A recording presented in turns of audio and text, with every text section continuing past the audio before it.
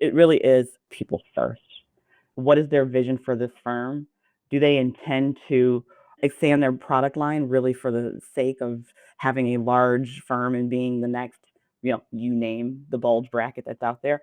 Or do they go ahead and say, my strategy requires, throwing a number out there, a $300 million fund, and I plan all of my funds to be roughly around the same size? That tends to show someone who is more aligned. Welcome to The Institutional Edge, a weekly podcast in partnership with Pensions and Investments. I'm your host, Angelo Calvello.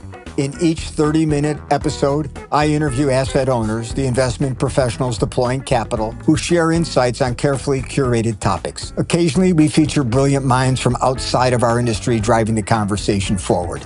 No fluff, no vendor pitches, no disguised marketing.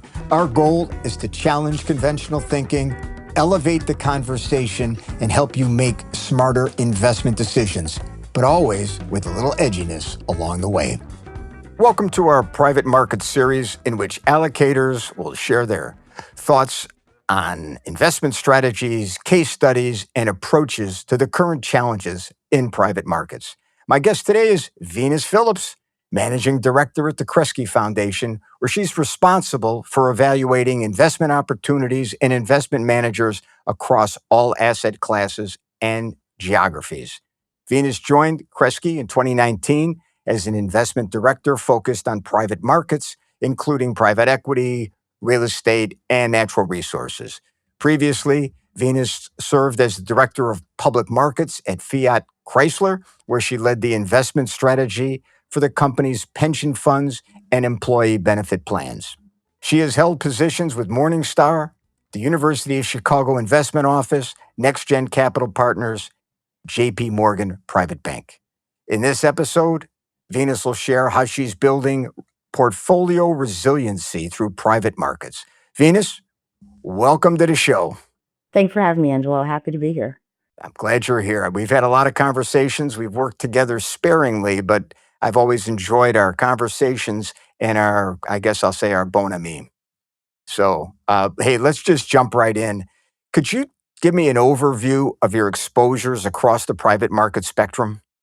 Absolutely. And first, Angela, I will say it's always been great working with you as well. That's one of the reasons I was so excited to come here and join and just start in podcast. So again, thanks for having me. So at Kresge, our private markets portfolio really spans the spectrum across buyout, venture capital, real estate, and natural resources.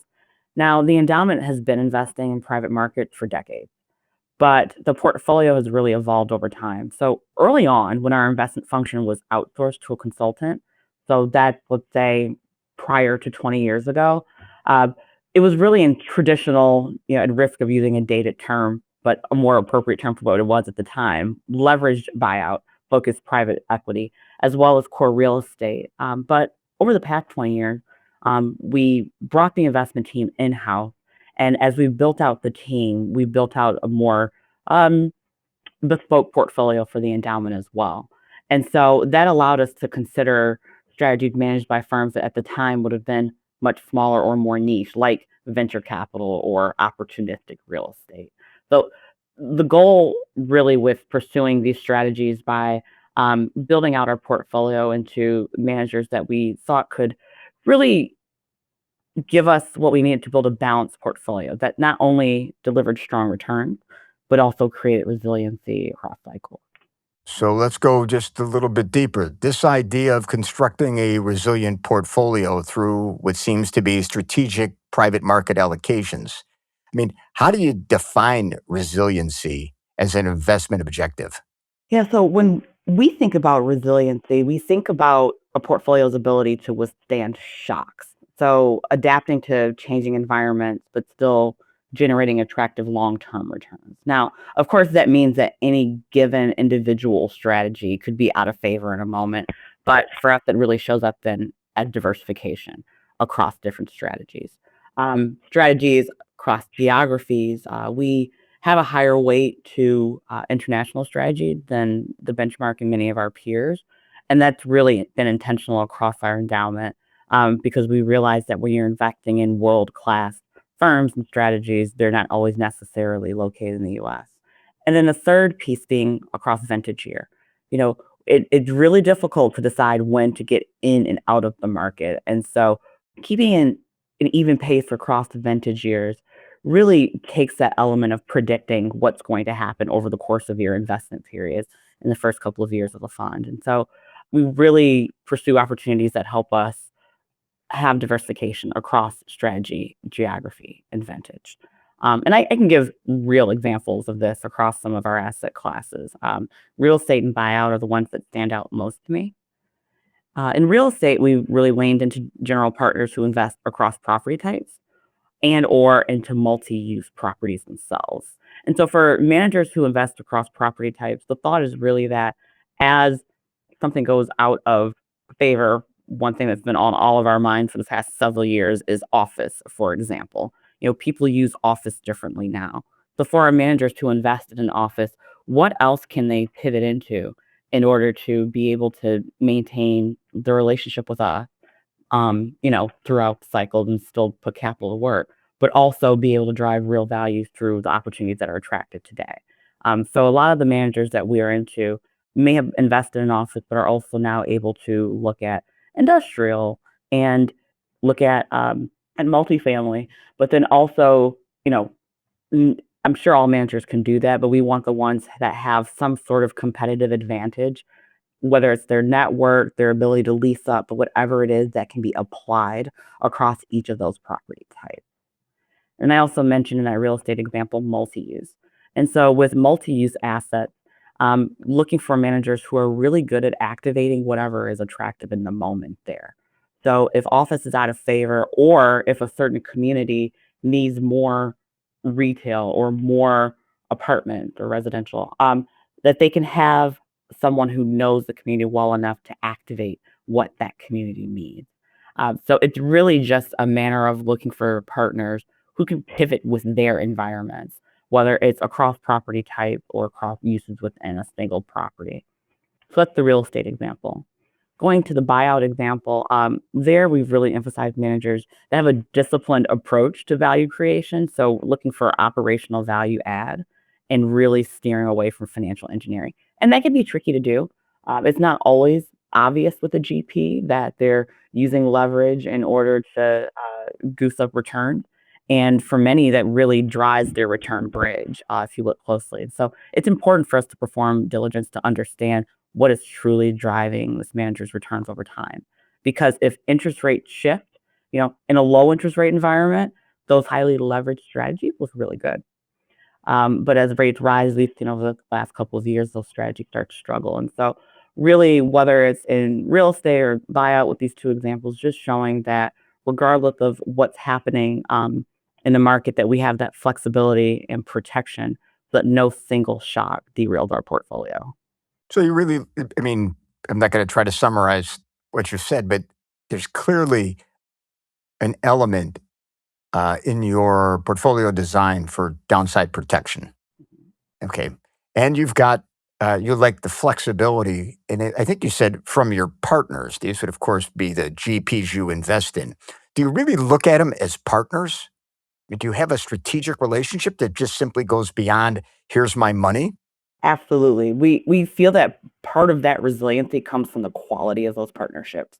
We want GPs to see us as partners and not just a source of capital. And for us, that means that we get transparency into their underlying exposures, we get clarity on their fees and their fund structures, and that they have thoughtful valuation methodology.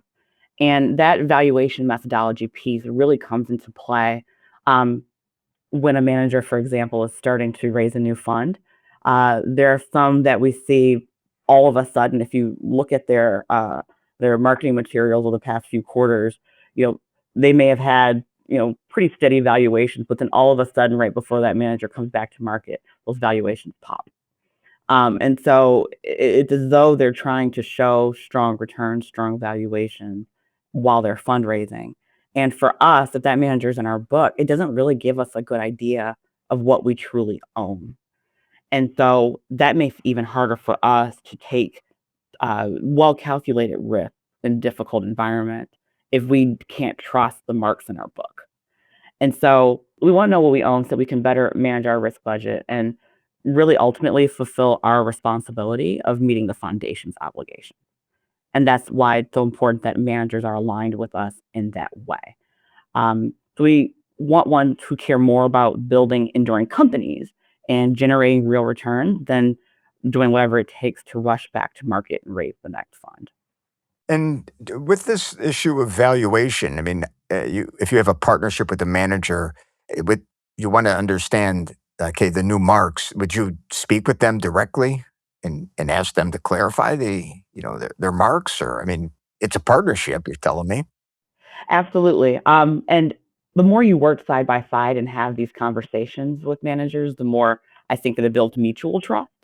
And so we will sit down with these partners and, for example, if we see a write-up that doesn't necessarily make sense to us or a series of write-ups that don't, we just have very frank conversations. Hmm. And I can think of a couple that we've had even in the past year where we want to understand what drove these returns. And, you know, I'm happy to say that many of the partners that we have in our books today have had good reasons for when we've asked those questions, and it's given us more comfort. And those conversations have, made us happy to continue those partnerships. But it's not going to make us stop asking the questions. But there are many other ones who, when things start to sound a little loosey goosey, that's when we dig a little bit deeper and may not trust that being such a well aligned partner going forward. So I mean, you're making managers accountable in this one example, for their marks, but it sounds like the accountability stretches throughout the relationship. You don't want to see drift, you want to see flexibility, you don't want to see dogmatic positions. So, I mean, it must take time to identify and then build those strategic partnerships with your GPs. Am I right? I mean, it just doesn't happen overnight. You give them a check. Yeah, they love you, but you want more. I mean, you talked about alignment also. You want to make sure, that they're running this portfolio the way they said they would. Exactly. How do you do this? So it really starts an initial diligence before we even make our initial investment in a fund. And so it's spending time with GPs. These days it may start on Zoom, but it's always going to involve us spending some time in their office, getting to know their teams. It's really about people first for us, and then we kind of get into the other stuff later. But if we can't get comfortable with the people being good stewards of capital, being good partners, being aligned with us, then it's really difficult for us to get comfortable with all the other pieces that are important as well. So it really is people first. What is their vision for this firm? Do they intend to expand their product line really for the sake of having a large firm and being the next, you name the bulge bracket that's out there? Or do they go ahead and say, my strategy requires, throwing a number out there, a $300 million fund, and I plan all of my funds to be roughly around the same size? That tends to show someone who is more aligned. Now, we don't necessarily hold them to that because we understand that as the market moves, the size of your checks and the size of your strategy may need to move. So we completely understand that. But it's just seeing the thoughtfulness around that approach. So it really starts with people first. And then every meeting that we have, whether we're still performing initial diligence or we're monitoring a manager over time, we'll continue to ask about people first. And then we get into market and strategy and portfolio company update. In these partnerships that, as they evolve over time, are you looking at co-investing with some of your partners? We have. We have co-invested in the past. It's something that we're not necessarily doing anymore because early on, a lot of those relationships had that agency issue that a lot of people are aware of, where we weren't necessarily seeing the best co-investment. And we have a pretty small team, and so for the time that it takes to underwrite those individually, it just wasn't the best use of our time. And so today we are not participating in co-investment. However, if there is a structure where a fund is a GP fund, so we get GP economics by them, sort of including co-investment capital in everything that they do, which is something that we do have a bit of exposure to across the portfolio. that's something that we're happy to participate in, but we don't want to be responsible for going out and picking individual deals to co-invest in. So you mentioned a small team. I mean, tell me, how big is the team at Kresge in general? And then, looking at private markets. Our investment team at Kresge has 13 people today, and it's really sort of in three different groups. So we've got our risk and operations team, we've got our public markets team, and our private markets team. There are 4 people on our private markets team today, managing a roughly $2 billion portfolio across more than 70 relationships. Now, a lot of those relationships are tail end relationships where, they may be funds that have wound down and that we're kind of managing a few assets that are still there, but yet it's still important to us. We're still on top of it. We're still attending meetings and checking it on a regular basis. But in terms of our core relationship, there's still a few dozen there that we are actively managing across the 4 people on our team. Well, you have a small team. You're telling me there's a lot of qualitative due diligence, starting with people. I know there's also going to be quantitative due diligence in there. I got to ask, are you using any artificial intelligence at this point to help you, kind of at least read reports or, generate reports, anything at all? With a small team, I'm thinking AI could help. We are thinking that too. So we're working very closely with Kresge's IT team to figure out what that looks like in a way where we can protect our information and the information of our partners while still using these large language models. And so I would say I would love to come back on a future episode and tell you where we landed.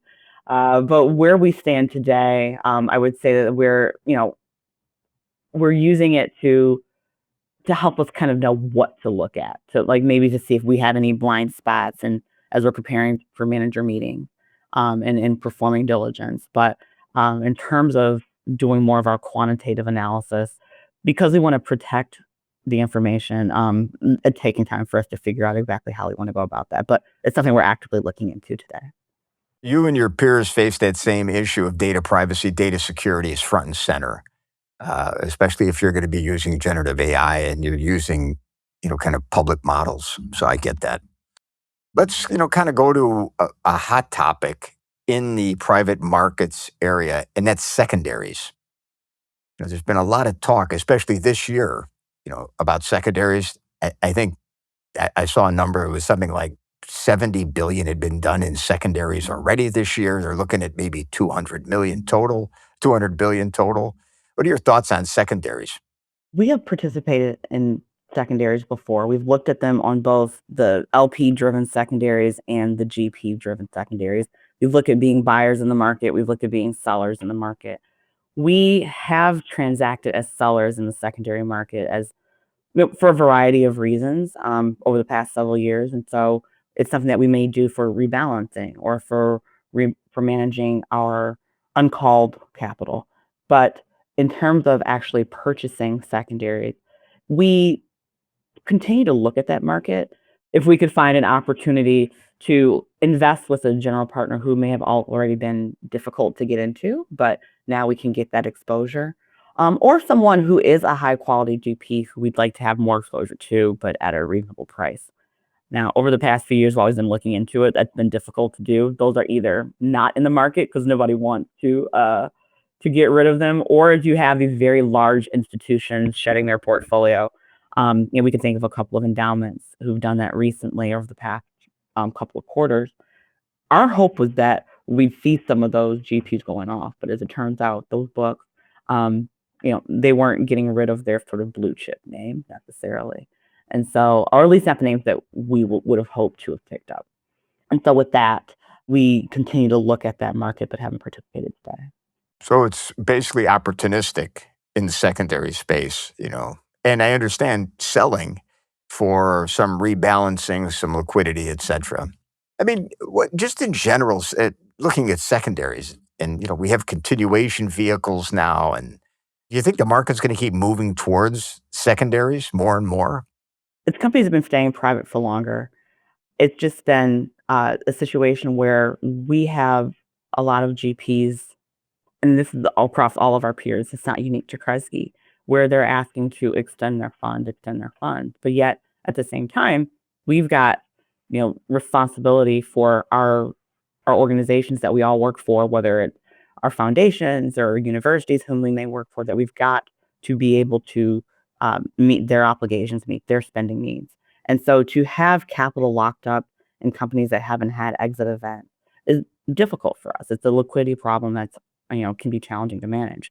And so as these companies stay private for longer, we're going to see continuation vehicles. We're going to see secondary sales. We're going to see opportunities for LPs to be able to get that capital out, to be able to have that liquidity. However, it also though makes me think that we're missing something in the lifetime of these companies if we're always cashing out whenever we're given the opportunity to cash out. And so it's important that LP understand secondaries, understand these continuation vehicles, when it makes sense to roll into them and when it doesn't. And that goes back to the partnership piece that I mentioned too as well, is that a good partner, if they're asking us to participate in a continuation vehicle, they are rolling their carry into it. They are not crystallizing it. They are doing it because they really genuinely believe that there are more inflection points for these companies to hit before it makes sense to actually exit them.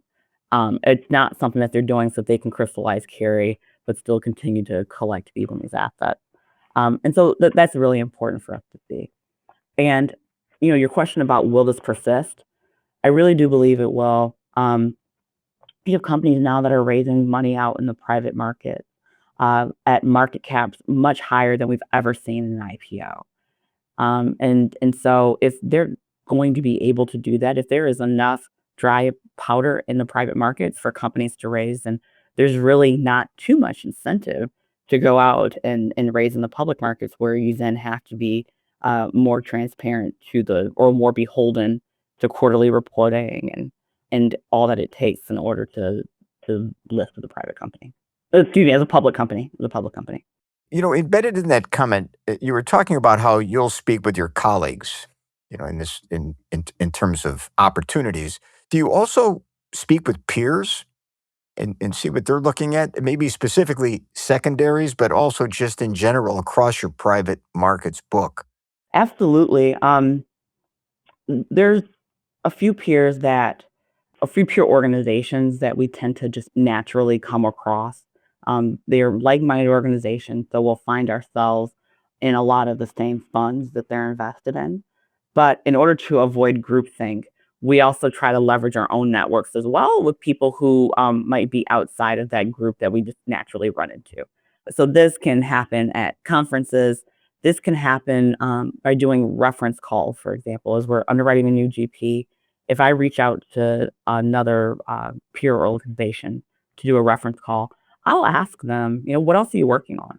What else are you doing? And then that becomes now a contact or part of my network that I can continue to reach out to if I have a question, or, and likewise back and forth. And so it's about sharing as much information as we can in this industry, especially in private markets where it can be a lot more difficult to access that information. And so as much as you can share insights and thoughts and just the problems that you're facing, and maybe there's someone who faced that same problem and found a good solution. And so it's very important to maintain communication across peers in the industry so that we can, because we're all really trying to solve for the same things. We're all trying to meet the obligations of our organizations. We're all trying to solve for liquidity issues, especially over the past few years. And we're all trying to earn more than we spend. Are you doing any work with emerging managers in private markets? We are. And this kind of goes back to my comment at the top of our conversation, and talking about how, as we built out our investment team, we built out our ability to reach beyond large generalist firms, and really go into niche strategies. And so I would say that we don't have an emerging manager program because we look to invest in small firms, first-time funds. Like, it's just the core of what we do. And so because we have that bias towards smaller managers, yes, in the private market, we do invest in emerging managers. We will invest in fund one. We, have criteria that it takes in order for us to get comfortable with doing that. But it's absolutely something that we will do. We don't have to wait for someone to have 2 or 3 funds before we put money in, because at that point, you probably missed out on some of the best returns that you're going to get in that fund series. It's kind of interesting because when I think of emerging managers, I go back to your comments about the need for alignment and in partnership. An emerging manager might be more predisposed to build that alignment and to work with you on knowledge transfer, especially if you're in a sector which might be your first time. You might be going into, I don't know, music royalties or something for the first time. And you're going to this manager because you believe they have a material advantage. That advantage is, I think, both sourcing and knowledge. And maybe they'd be more inclined to work with you. Do you find that with your emerging managers? If Absolutely. We're more likely to have a seat at the table and to be able to speak directly with the decision makers when they're making a new investment or pursuing a new strategy or just trying to think through something. The more that managers are willing to sit down with us and provide us with their insight, to sit down with us and ask us for our insight, it builds that alignment, a sense of alignment and that trust between us. Now, there are some larger firms where we get that, but it's more rare. It's something that we find much more readily with smaller managers. are you doing anything with ESG in the private market portfolio? I'm thinking, Venus. Let me tell you, I'm thinking like data centers. Right off the bat, people are looking at data centers, and there are certain environmental consequences to a data center. But you don't have to pick data centers. You can pick whatever you want. With the Kresge Foundation, we from the grant making and programmatic side of the foundation, we make grants across a variety of program areas. So it's health, human services, education, arts and culture, community development, and the environment. Now, with the environment piece, it's very important to us that we are not undoing the foundation's work. And so, one thing that we've done in order to align ourselves with the environment team there is invested in the energy transition and really looked at um, the fact that this is going to be critical in order to support not only the increased power needs that we have in the country or in the world really because of AI and needing data centers to run AI, because of growing populations, because of so many things that drive our energy needs in the country and in the world. And so we've, over the past 2 years, started really mapping out the energy transition landscape and seeing where it makes sense for us to invest. Um, so far, it's been really across the spectrum in managers who typically have more buyout-like return profiles, but are at the forefront of power, battery storage, of building more resilient grid and building more grid capacity. And so that's, I would say, even though we haven't labeled it ESG, we are definitely taking a very close look at how do we build a portfolio that really helps mitigate the pace and scope of climate change? It seems like it goes back to this sort of a ground truth for resiliency. I mean, energy transition, uh, by definition, should build resiliency into a portfolio. And then the other piece, alignment again. Now, alignment not just with the investment office, but with the entire enterprise, with the sponsoring organization, because you're doing this work. And you said it so nicely. You don't want to undo the work you're doing through your grant making. So, Venus, I mean, we're at 30 minutes and it flew by. Anything you want to add to this? I'm asking you one more question, Yeah. but anything in private markets you want to add? No, there's nothing specific that I would add. I would really just say that, just to sum up our approach there, it's really is we've discussed today, grounded in us building a resilient, diversified portfolio, cultivating those deep, transparent partnerships, and always refining our practices to align with our long-term objectives as a foundation. You just said it. I got nothing else to add except I ask every guest this question. What's the worst pitch you ever heard? So we hear a lot of pitches, but without naming names, I will say the worst I've ever heard. was from a manager who showed up and just name dropped the entire time. So name dropping sort of all the well-known people that they've worked for or worked with or, went to school with or whatever it may be. And this has happened more than once. So there was one where it was particularly bad. And we spent the whole meeting through this without this person telling us what their edge was. What was their strategy's reason to win? What made them the right person to run this capital for us? And so it was a fast no. And we believe in giving fast no's. I think that's the right thing to do and giving it with feedback. Because again, that goes back to who we are as people as partners. When you're leading with people, but none of those people are you and what your edge is, it's something that we're not going to get comfortable with. And so it's a reminder to all of us that style without substance is a quick way to lose credibility. It reminds me of the verse from a song. Enough about you. Let me tell you about me now.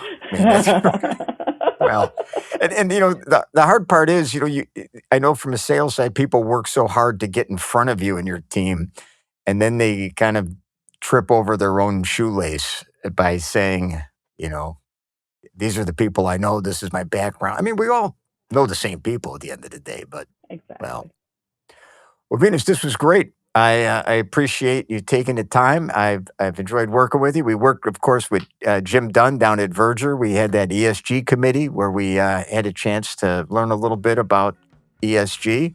And it's good to team up with you again here for this 30-minute conversation. So thank you. Well, it's great talking to you. Thanks for having me. Thanks for listening. Be sure to visit P&I's website for outstanding content and to hear previous episodes of the show. You can also find us on P&I's YouTube channel. Links are in the show notes. If you have any questions or comments on the episode or have suggestions for future topics and guests, we'd love to hear from you. My contact information is also in the show notes. And if you haven't already done so, we'd really appreciate an honest review on iTunes. These reviews help us make sure we're delivering the content you need to be successful.